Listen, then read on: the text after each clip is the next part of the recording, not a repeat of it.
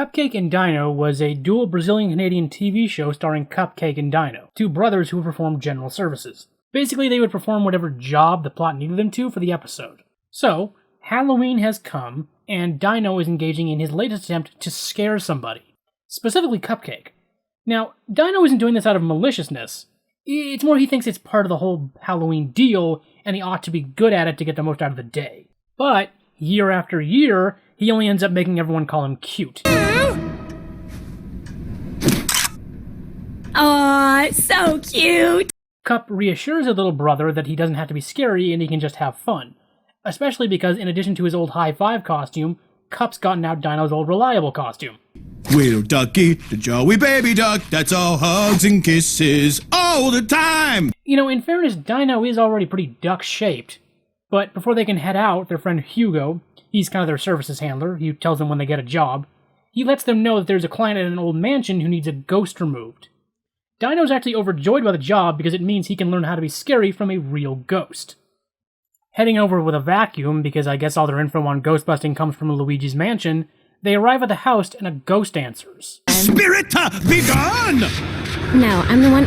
Stop it. Turns out, if the mansion being dilapidated wasn't a big enough clue, this is a haunted house. The ghost who answered the door is the one who called. The ghost they want removed is this other ghost, Gertie. The other ghosts who live there just want Gertie out of their hair until she can learn how to be scary.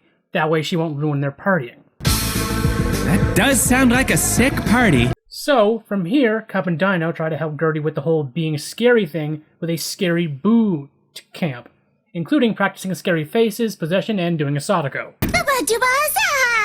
But as you can plainly tell, it's not going great. Things take an interesting turn, though, when Cup and Dino decide to try and have Gertie practice on their general services rival, Petrie. It of course fails, but then something weird happens.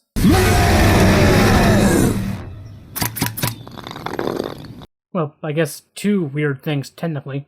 The thing is, though, now that Dino has fully cracked being scary, he leaves to go scare everybody in town, completely blind to the fact that he's making a menace of himself.